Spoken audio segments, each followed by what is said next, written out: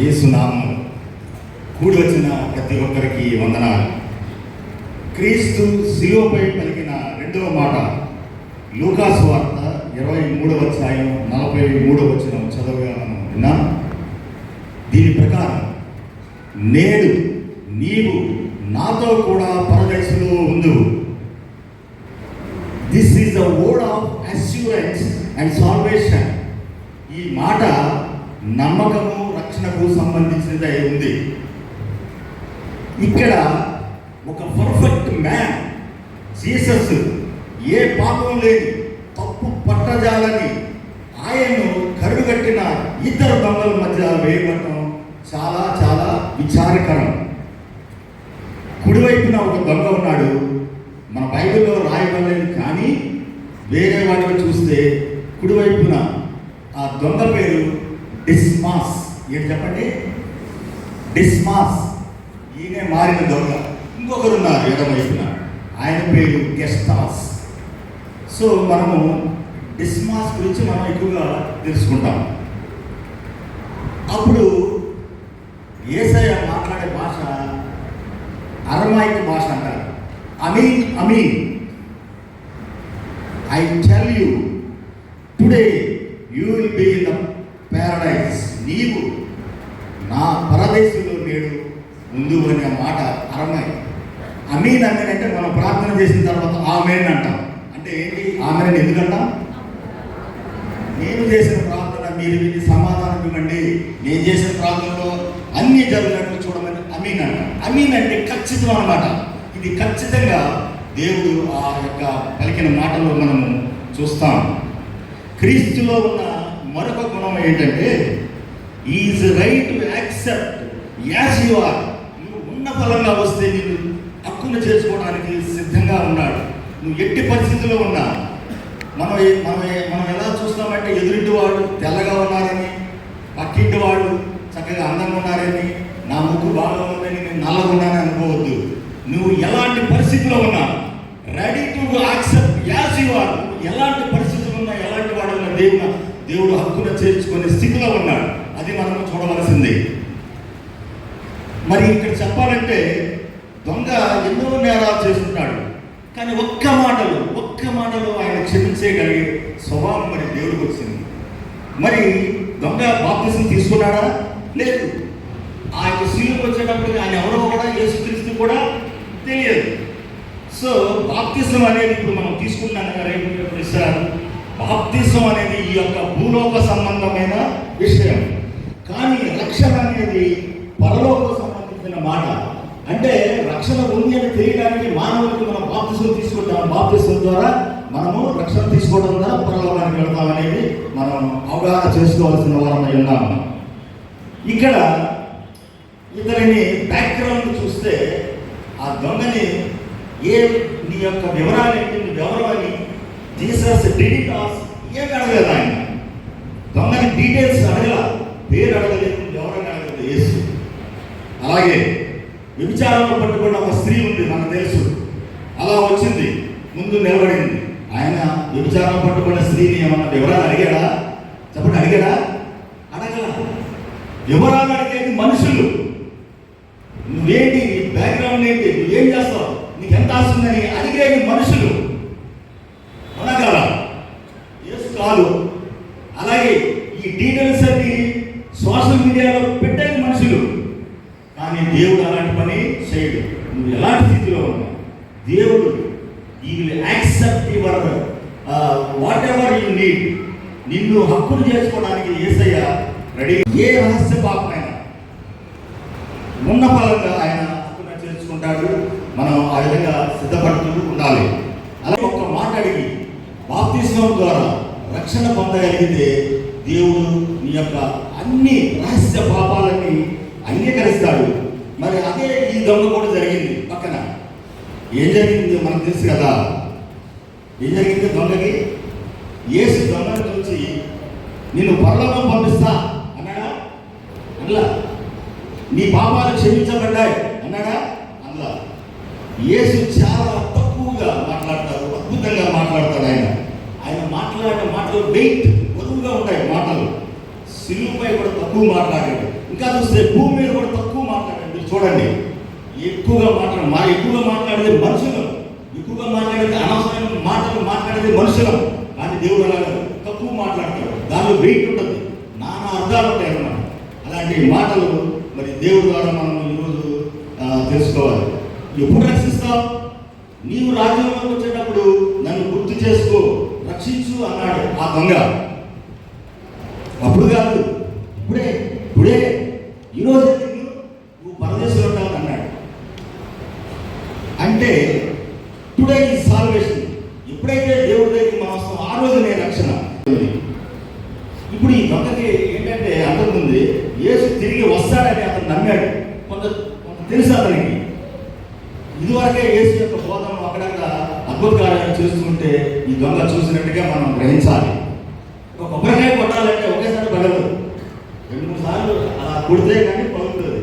అలాగే ఈ పాపి హృదయం కూడా కొన్ని దొంగతనాలు చేసి అలా చేసి ఆ పాపి హృదయం కూడా పాపి హృదయం కూడా కరిగినట్టు మనం దీనిలో చూస్తాం. ఇంకో రెండో విషయం ఏంటంటే దేవుడు చెప్పింది, నీవు నాతో కూడా ఉంటావు, నీవు you will be with me, నాతో కూడా ఉంటావు. యేసు ఎంత ఆదరణ వచ్చిందండి ఆ టైంలో. మనం క్రైస్తవులు మరణిస్తారు. కొంతమంది నేను చనిపోయిగా నేను పరలోకానికి వెళ్తామంటారు. ఎందుకంటే ఊరినట్టులా ఫెలోషిప్ విత్ క్రైస్ట్ బిలీవర్స్ కానీ వాళ్ళు నేను చనిపోయిన పరలోకానికి వెళ్తామని ధైర్యంతో చెప్తారు. అది అలా ఉండాలి. బాప్తిస్తున్నాడు, రక్షణ తీసుకోవాలి, యేసుని అంగీకరించాలి. I will be with Christ, నేను క్రీస్తుతో ఉంటాను అని నమ్మగలిగిన వాళ్ళకి యేసు రక్షణ దొరుకుతుంది. వారిదే పరలోక రాజ్యం. ఇక్కడ లేని సహవాసం, చచ్చిపోయిన వెంటనే ఇక్కడ లేని సహవాసం పరలోకంలో దొరుకుతుందని విశ్వసించే వాళ్ళు నిజమైన క్రైస్తవులు. సరే, పరలోకం అంటే ఏంటో మనం చూద్దాం. Heaven is a place where you will live with God for ever. ఆ రాజ్యంలో, పరలోక రాజ్యంలో ఎప్పుడూ సంతోషం, అదే పరలోకం. అలాగే హెల్ is a place you feel absence of God. నరకంలో దేవుడు రాడు, పాపం దగ్గరికి ఎందుకు వస్తాడు? ఎప్పుడు కూడా దేవుడు ఆ యొక్క పరలోక రాజ్యంలోనే ఉంటాడని మనం విశ్వసించాలి. పరలోక రాజ్యం ఎప్పుడు మనకు విసుగుండదు, ఎప్పుడు మంచిగా దేవుడిని స్మరిస్తూ మంచి ఏసీ రూముల్లాగా ఉంటాయన్నమాట.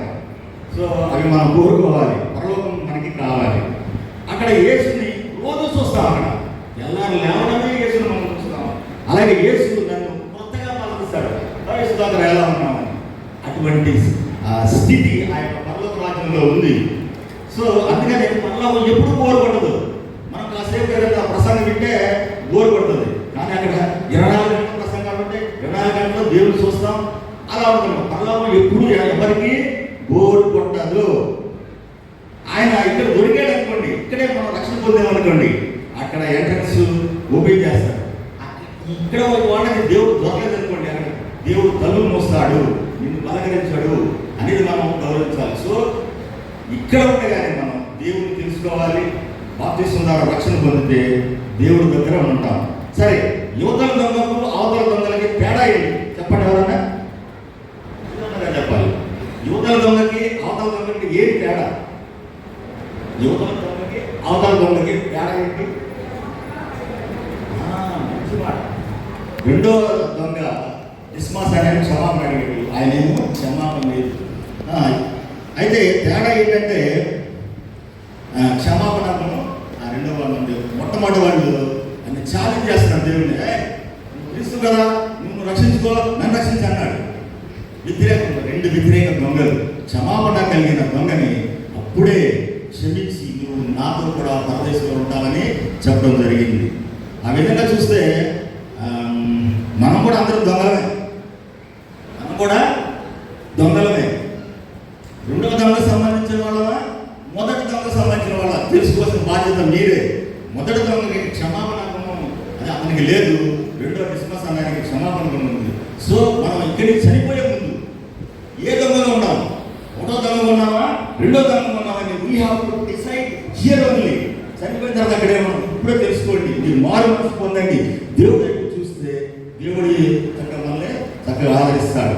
సరే, ఇక్కడ చివరిగా గెత్సేమనే తోటలో మరి దేవుడు అక్కడికి వెళ్ళి ప్రార్థన చేయడం మనం చూసాం. ఈ అద్వితీయ కుమారుని ఇరుగుటయే నిత్య జీవం అన్నాడు.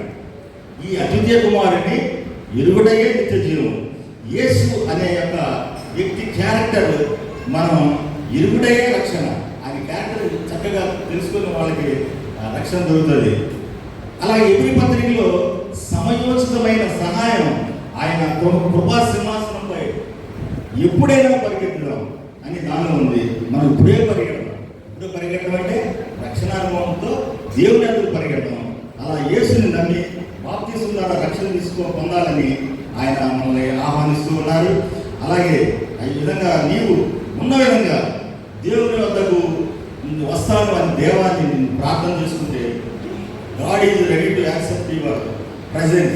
God is ready to give whatever you need. నిన్ను ఆ యొక్క పరలోకం తీసుకోవడానికి సిద్ధంగా ఉన్నాడు. మనము 315 కీర్తనలో ఇదే రాశాడు.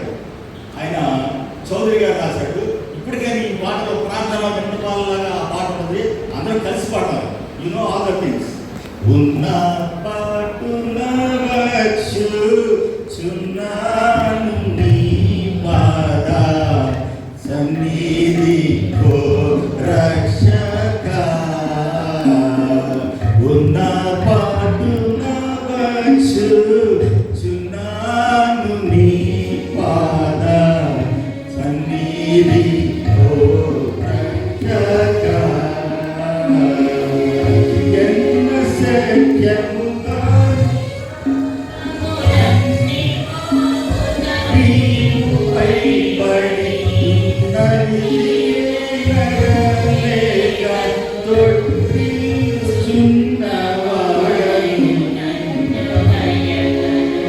ఉన్న పాటున వచ్చుచున్నాను నీ పాద సన్నిధిలో రక్షకా. గడుపీద వాడనందుడను తపాయుడయు చిమూయి పడియున్నా